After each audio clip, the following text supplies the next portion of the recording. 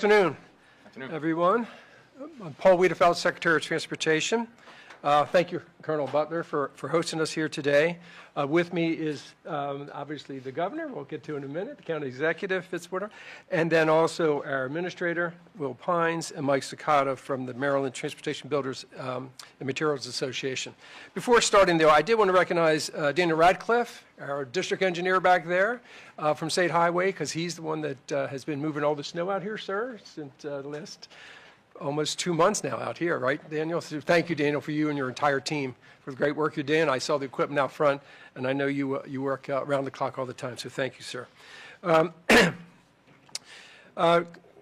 Executive Fitzwater, wasn't, what, 2 months ago, 3 months ago? We're out here on the tour, and I think you had just about every citizen and every stakeholder in the entire county talking about one important project. And so we're thrilled to be here today. As you know, the governor's package last week basically funded the construction of 15. It's one of the most important projects from a safety standpoint. It's clearly one of the most important projects from a safety standpoint, reliability for people just doing what they do every day, and for economic development and supporting the economy of the state of Maryland.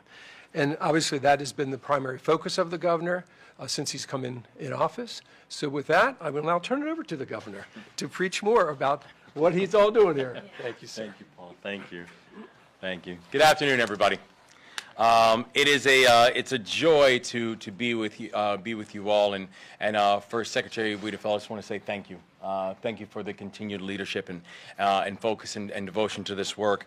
I also want to thank our other partners for all the work that they continue to do on behalf of all Marylanders every single day, and that includes our fantastic county executive, Jessica Fitzwater, our superintendent of Department of State Police, Colonel Roland Butler. I want to thank you, sir, for all your outstanding leadership. Administrator Will Pines from the Maryland Highway Administration. Thank you, Will. And also President Mike Sakata from the Maryland Transportation Builders and Materials Association. Bless you, and thank you so much. And I also know one person I just want to give another special acknowledgement to, who is out there, and that's Delegate Karen Simpson, for her fantastic work and advocacy on behalf of the people of Frederick. And also I see there, Mr. Mayor, it's great to see you as well. Great to see you as well. Last week we did publicly announce our plans, and we also announced a proposed balanced state budget. And we understood that the challenges that we were facing when trying to deal with this budget were real and that they were longstanding. We understood that that regardless for the reason that we are now dealing with a historic fiscal crisis, one we're seeing the largest fiscal crisis that this state has now seen in 2 decades, where the structural deficit that we are now dealing with is one that is very real and an obstacle that is not one to be underestimated. But we also knew this, is that heading into this situation and dealing with this crisis, this team was not going to flinch, and this team was not going to shirk away, that we were not going to kick the can down the road, that we had to make sure that we are still investing in the things that can help our state to grow. And that's exactly what we believe we have done with this budget. That this wasn't just about how can we address the issue of increased spending. This was about how to get our economy growing again.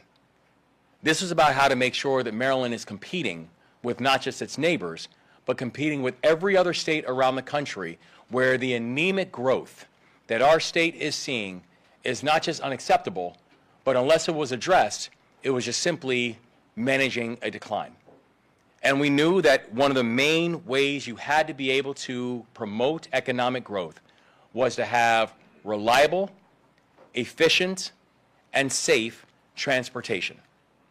That you cannot have economic mobility if you do not have safe and reliable physical mobility. That you cannot have a growing economy if your roads are not safe. That you cannot have a growing economy if your bridges and your tunnels are falling apart. That is why we have proposed an additional $420 million for state transportation funding annually, starting with this year's budget. That these investments aren't just good for our economy, but they're necessary for our people, and they're necessary for our communities. And we're here today along Route 15. This is one of the most important pathways for commerce in our state, and unfortunately, it's also one of the most dangerous. That in a county that is the fastest growing county of the state of Maryland, that we have seen just off of Route 15 from 2020 to 2023, there have been 574 crashes reported on a 3-mile stretch. 574 crashes reported in a 3-mile stretch over a 3-year period between I-70 and Liberty Road here in Maryland. This stat is not just heartbreaking.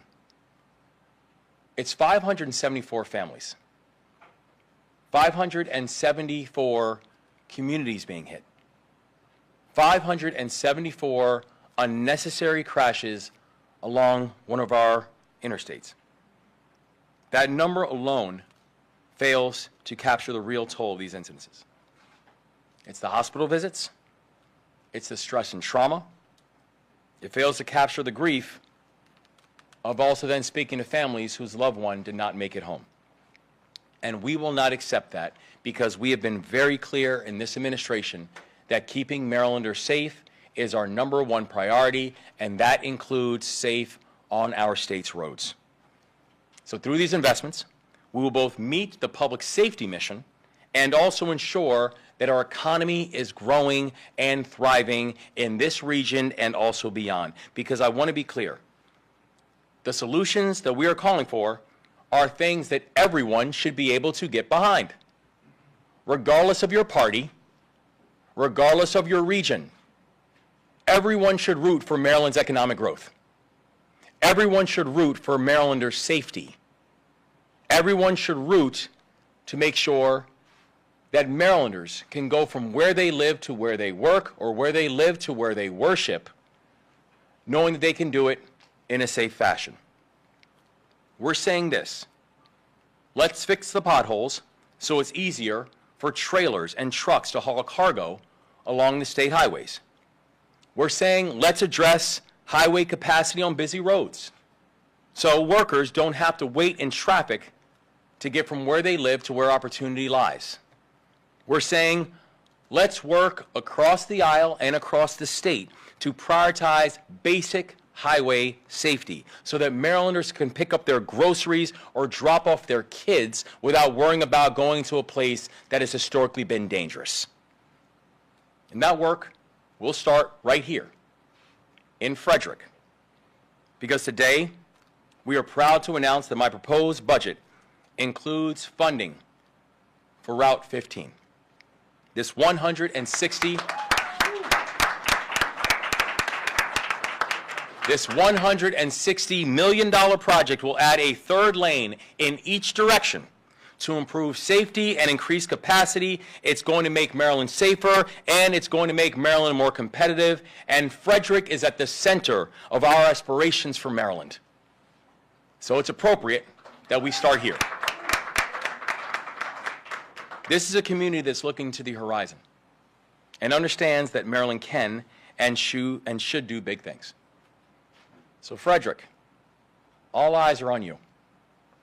And they've been for a while, because you guys are growing like a weed. It's pretty amazing. But I also know that with that growth, while exciting, it also is a double-edged sword that we also have to address. That we know that more commerce is flowing through Frederick, and that's a really good thing. But if you increase traffic on a 2-lane highway that wasn't built for that kind of volume, you can and you will run into trouble, because big trucks are causing wear and tear on the road. Increased volume is driving congestion. The safety of Marylanders suffers because of these actions. So by making this investment, we're addressing both parts of the equation. We're saying that when you have a jurisdiction that is growing, there's only 2 things you can do. You can either say, stop growing, or you can actually support the growth and let it happen in a way that is safe and manageable. And in this administration, we're choosing to do the latter. We're going to ensure that we can keep pace with the growing demands of our growing economy, and we are going to make sure that Marylanders are safe. So our proposal also leads with a basic decency. We want to limit environmental impact and install sound barriers to mitigate noise in key areas along this route.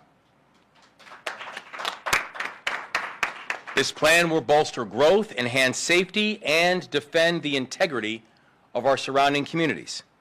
And we are proud of this important step forward. And I want to thank all of our partners in ensuring that not just this happened, but that it gets across the finish line in the final budget. And I do want to say thank you to all those who have been fighting for this for years. I want to be clear, this was not our idea. This was not something new. The members of this community have been fighting for this for decades. Have been fighting to say that we still have a Route 15 that is not safe and we have to address it. That we still have a major commercial channel and a major commercial artery that is being neglected. That we have Marylanders who are losing unnecessarily because we haven't made the investments. This is not new. This demand has been here for a while. But I want the people of Frederick and I want the people of Maryland to know this, that we've heard you, that we see you, that we're going to invest in you. And in this moment and in this time, Route 15 will get done. And so I'm honored to be here with each and every one of you and honored to be able to turn the microphone over to a person who's, without her leadership as well, we would not be standing here today making this announcement. And I'm thankful to have such a wonderful champion and warrior as a partner inside this work. Frederick's County Executive, Jessica Fitzwater.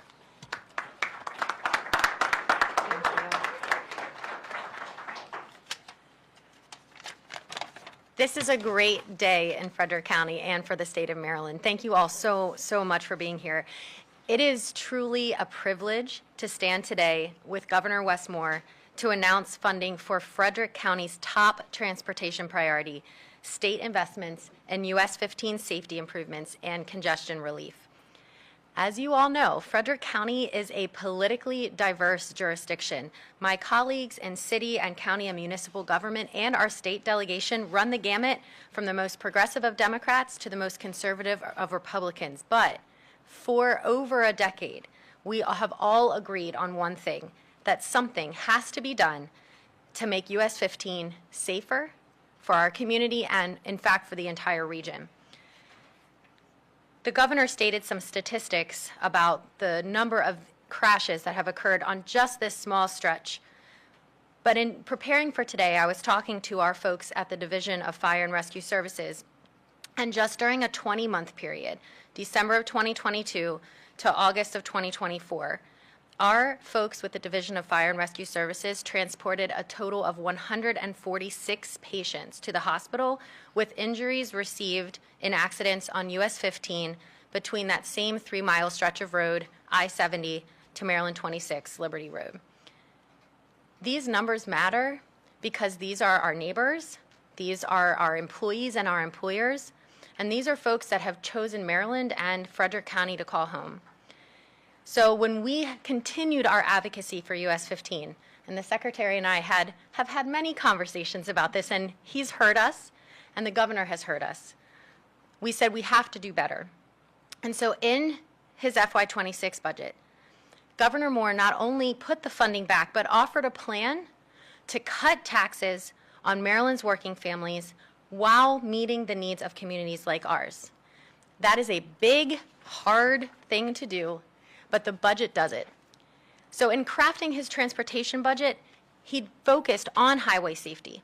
So families like those of the 146 patients transported by our DFRS folks never have to get the call that a loved one is on the way to the hospital after a car accident. The investment announced today will improve driver safety improve the flow of traffic in both directions during rush hour. And in Frederick, we know it's kind of always rush hour in that 3-mile stretch of 15. So we are just so excited to see that this bipartisan priority of not only our elected officials, but our entire community is finally back in the CTP, and we are going to fight like hell, am I allowed to say that, during the General Assembly to make sure that that funding stays, because this is too important for the future of Frederick County and for the future of the state of Maryland. I want to recognize a few folks that are here because, as the governor says, everything that we do is done in partnership. And the only way that we can continue to make progress for our community, for Frederick County, for the state of Maryland, is to do it in partnership. And we have Council President Brad Young here on the Frederick County Council, as well as Council members Jerry Donald and MC Keegan-Air, who have been also fighting for years to see this expansion coming to US 15. Mayor O'Connor from the City of Frederick is here, and City Council members Kelly Russell and Derek Shackelford. I think you're the only ones I see. This has been a joint priority for the city and the county for many, many years, and we are all in this together, Team Frederick and Team Maryland. I'm looking forward to working with Governor Moore, with the Secretary, and all of our partners in the Maryland General Assembly, including Delegate Simpson, who is here, to retain the design funding allocated in this year's budget and continue to see the investment in construction of this safety improvement project until we see it through to its completion. I also want to recognize our district engineer, Andrew Radcliffe, from the District 7 office. Yeah, he deserves a round of applause.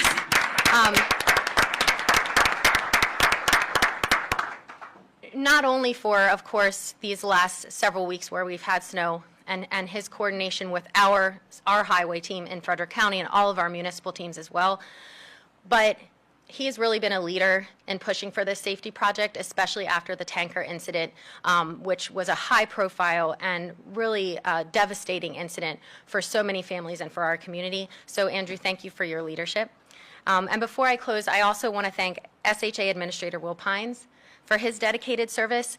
Also, he's extremely good at explaining very complex transportation things so that everybody can understand them, from every constituent that shows up to every meeting to those of us in elected office. So we appreciate your knowledge and your advocacy as well. So it is my pleasure to turn it over now to Administrator Pines. Thank you. Well, thank you, County Executive. I also want to echo my gratitude to my team who really helped to position us to be here today. Eric Marabello with our team Advancing Design, Andrew, the district engineer, and so many others who helped to contribute for us to be here.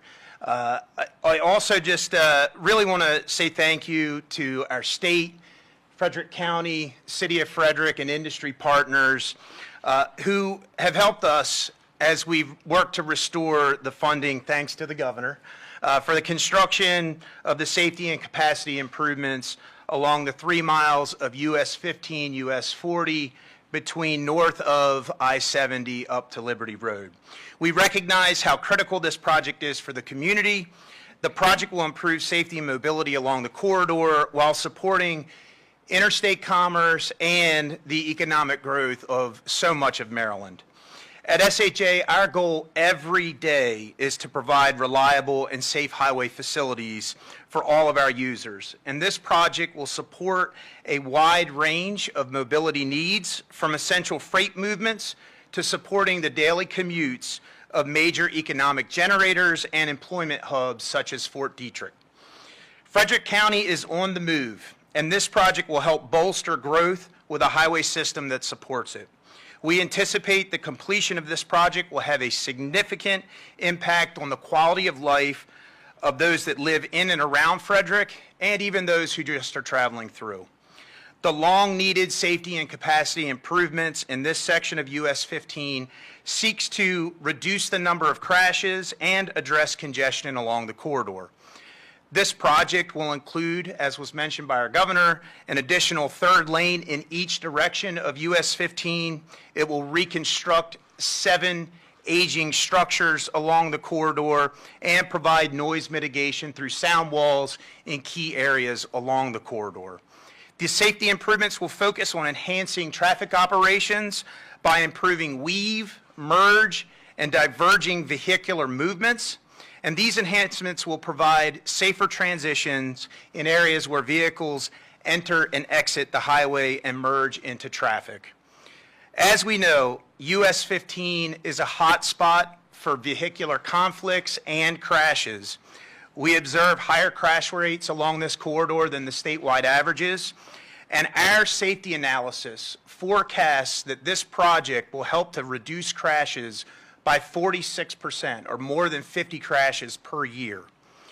But these aren't just stats, as the county executive mentioned. We know that roadway safety in alignment with the state's Vision Zero goal are necessary because real people are harmed by these crashes.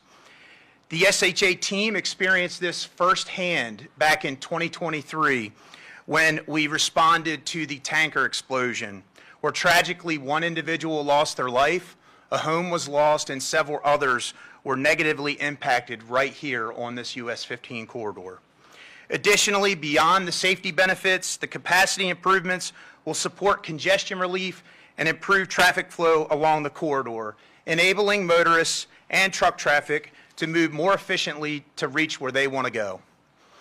The safety and capacity improvements included in this project seek to reduce crashes while also modernizing the current infrastructure to prevent future tragedies.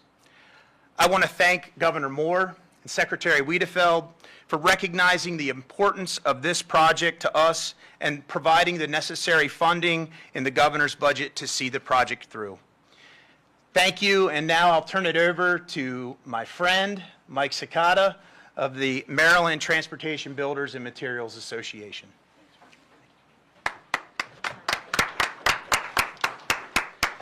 Good afternoon, Governor Moore, Secretary Wiedefeld, County Executive, and friend Will Pines. Sir, thank you. To all of our state and local leaders here who are with us today, it is truly an honor to join you for this momentous announcement. And I'm proud to stand here today as the president of Maryland Transportation Builders and Materials Association, which serves as the principal voice for the transportation industry. The companies and workers I represent are literally building Maryland's future. They're resurfacing our roads, expanding our highways, building new bridges, and preserving our rail lines. Their work saved lives and supports good-paying jobs in every part of the state. Governor Moore, on behalf of the proud men and women of MTBMA, I'm here to say thank you. Thank you for truly hearing us when we said our failing infrastructure poses an immediate threat to our lives, livelihood, and quality of life. Thank you for making a public commitment to our safer roads, bridges, interchanges, and rail lines. And Governor, thank you for backing up that commitment with the significant investment to modernize our transportation network and restore it to a state of good repair. First and foremost, the government's responsibility is to keep people safe. And in this moment, portions of Maryland's transportation system isn't safe. Our roads and bridges are old, they're outdated, and unable to keep up with today's needs, as we've heard today. 49% of our roads and highways are in poor condition, and over 46% of the bridges are at least 50 years old. Nowhere are these unsafe conditions more evident than US Route 15, which over time has become one of Maryland's most dangerous and congested corridors. Governor Moore, you heard the collective concerns of everyone here this afternoon, and as a result of the widening of Route 15, which had been deferred due to lack of money, is now back in the transportation budget. And the same is true as particularly dangerous stretch of road, I-81 in Washington County, as well as other vital life-saving projects across the state. As a result of his leadership and that of Secretary Wiedefeld, Marylanders will have a safer commute to jobs, products will be better connected to markets, tourists will be better connected to their destinations, and families will be able to spend more time together and less time in traffic. Maryland will have a safe, modern, 21st century transportation system, one which is worthy of the best state in the country, and one capable of supporting a thriving, technology-powered economy.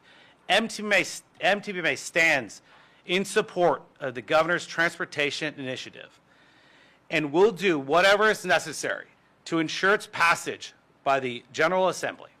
Thank you for have him here today.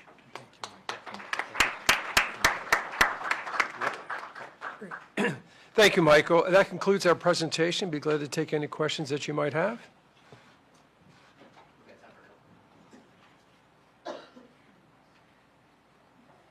Couple of questions not related to the topic, I'm sorry. Governor, yesterday was a complicated day for the immigrant community. We know that President Trump has his sights on sanctuary cities. We also know that they deported more than 230,000 undocumented immigrants living in Maryland, many sanctuary cities in Maryland too. What is your stand on sanctuary cities right now, and what would you say to our immigrant community? My name is Rosemary Quiñones, Telemundo 44 in Visitor. Thank you so much. And you know, this is not just an important issue. It's a very personal issue. You know, I come from an immigrant family. I was raised by an immigrant single mother. And so the importance of how we're thinking about and respecting our immigrant community is something that is not just it's not just important. It's one of the things that continues to make Maryland so strong. And it really is an important part of our fabric and our backbone. You know, we are continuing to go through now the various executive orders that were laid out yesterday. The two things that I would ask Marylanders to remember in all of this is one is that we will support and protect Marylanders. And while we will always make sure that we are going to follow the laws, we are always going to make sure that Marylanders are protected in all of this.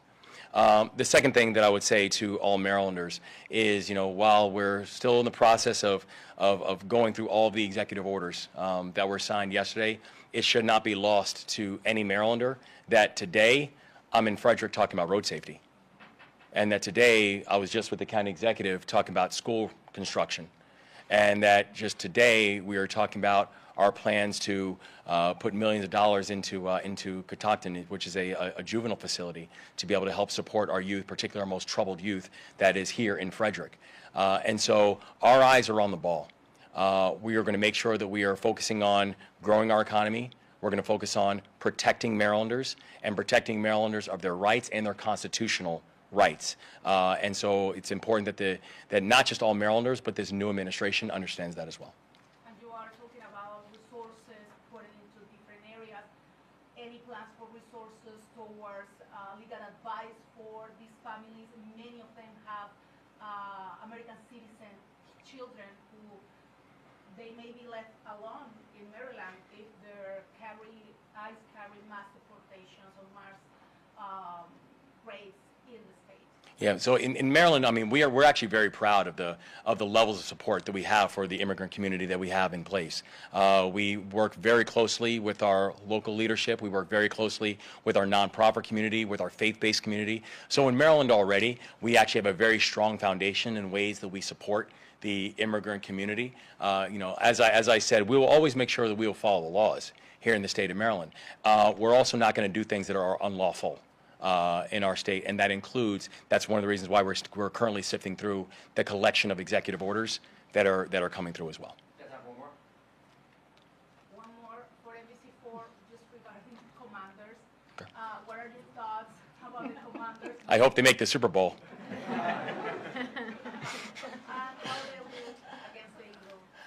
I think the Commanders are looking really good, you know, and especially in this point in the football season, the teams that advance are the teams that are hot, the teams that are healthy, and the teams that don't make mistakes. And truthfully, that kind of sounds like the Washington Commanders right now. Now, I like to think that the reason they're so successful is because they play in Maryland. And I hope they don't forget that either. But I think the team is looking really good. And I think the Philadelphia Eagles, you know, while they have a very good offensive line and Saquon Barkley is playing as good a football as anybody in the NFL right now, when you match up against a team that is hot, healthy, and doesn't make mistakes, it makes you very, very difficult to beat. So I think the Washington Commanders have as good a shot as anybody at this point to not just make the Super Bowl, but I think be pretty successful. And we plan on throwing them a fantastic celebratory parade in the state of Maryland. Thanks, sir.